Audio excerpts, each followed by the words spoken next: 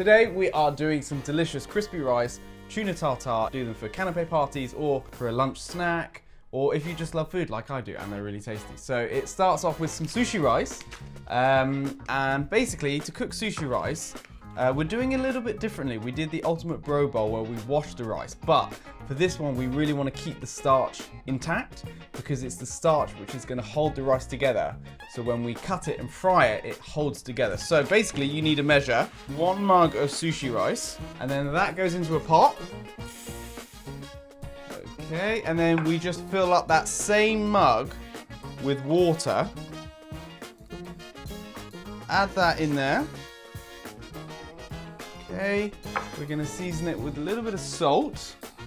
And then just really simply, we're just gonna bring it up to the boil, then reduce it down to a low simmer with the lid on for about 15 minutes, and then that should be the rice cooked. Now we're moving on to the tuna tartar. So for that, we're gonna need some tuna, obviously. So we've got some really nice tuna here. And basically, I've just put it in the freezer for a little bit, just so it can firm up. So it's gonna be easier to slice. We wanna chop this really thin to very small chunks. So we're just gonna run our knife down. Similar to how you'd, thinly slice a carrot, or it's a similar principle. So now we've got our thin strips. Slice it into little julienne. You don't actually have to be too precious about it because you can't really get it thin enough. But if you just take your time and get them into really nice thin cubes. I'm telling you, beef tartar, tuna tartar. I'm not sure which one I prefer really. Do you have a preference, Mikey? You like tuna?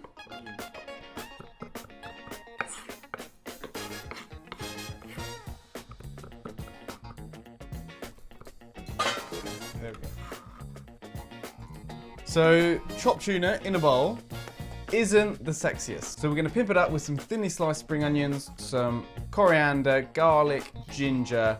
We're gonna add in enough mayonnaise to bring it together. And remember, always add less than you think, because you can always add more, you can never take away.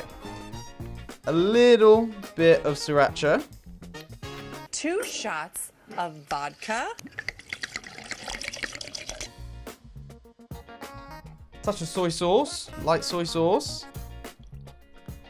And then this lovely ingredient, toasted sesame oil. This has got such a beautiful aroma, and it is just gonna be the final thing to make this as special as we want it. And that, to me, looks absolutely perfect. When you're cooking, you want to be cooking with your eyes almost. And for me, that is the perfect texture. I'm going to say that is the tuna tartar done, and that's the rice done as well. So we'll turn that off as well. Just delicious. It is unbelievable. It's spicy. It is so aromatic. You've got the fattiness of the tuna, the freshness from the coriander and the spring onions. Absolutely delicious. If, however, you wanted to put this on top of some sushi rice with some mango and some edamame and some cabbage or kimchi, that would make an incredible poke bowl recipe. But for now, we're gonna put this in the fridge so it can firm up while we move on to the rice. Tuna's in the fridge. We're just gonna check on the rice. Just gonna see.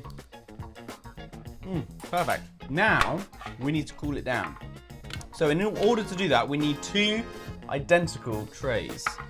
And what we're gonna do, we're just gonna add a little touch of veg oil. I know you're gonna be a little bit confused, but it's all gonna make sense. So just get a bit of kitchen roll and rub it all around. Now, we're just gonna add a little touch of cling film over the top.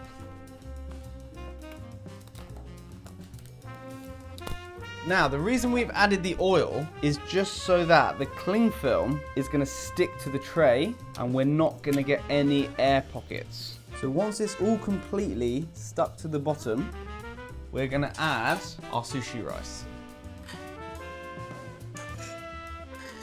Now we've got it in there, just use a spoon to press it down into the edges, and so we can create a really nice, flat, even layer of rice. Why are you using sushi rice and not The shorter grains are able to absorb more moisture, but all that delicious tuna is going to absorb into the rice.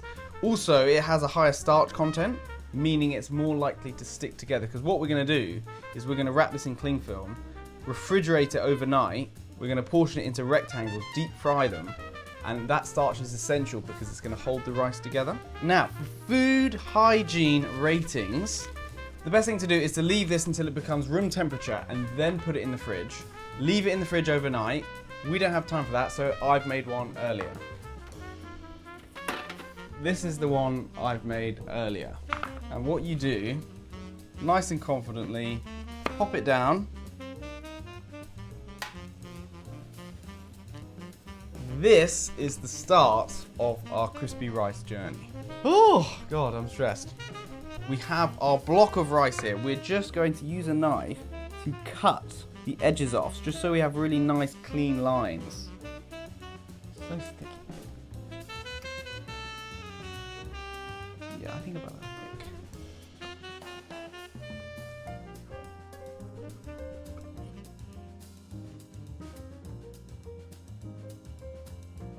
Right, now it's time to fry these babies. So we're going to add in some veg oil into the pan and we're going to shallow fry them. Whenever you deep fry or shallow fry, it's really important you use vegetable oil. You do not want to be using olive oil because it's too expensive, it's going to burn, and the color is actually going to affect the rice as well. And you want to get the veg oil up to 180 degrees. If you don't have a temperature thermometer, what you can do is just very gently pick up your rice, drop it in, and if it's making that sound, you know you're at temperature. Add in your rice cakes, and then just flip them when they're really nice and golden brown, and then just put them on a wire rack, season them with a little bit of salt, and then we'll be good to plate up our canapés. Are we calling these canapés? I mean, they would be great for a canapé party, but, you know, they're also good for a snack, or a poke bowl, as I mentioned before. They're just bloody delicious, is what they are. So, how to quenelle.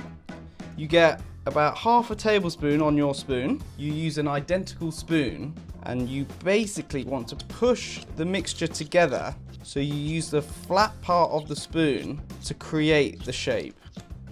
Now it takes a little bit of time to get used to, but once you get into a rhythm, it's really easy to do.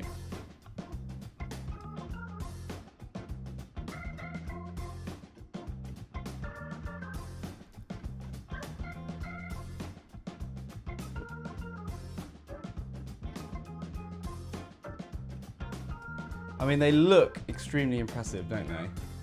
Time to taste. Mmm. The textures, the flavors, a little bit of spice coming through. Honestly, you serve these up at your next games night, they're going to be wanting to come back for more. Mikey, would you like one? Here we go.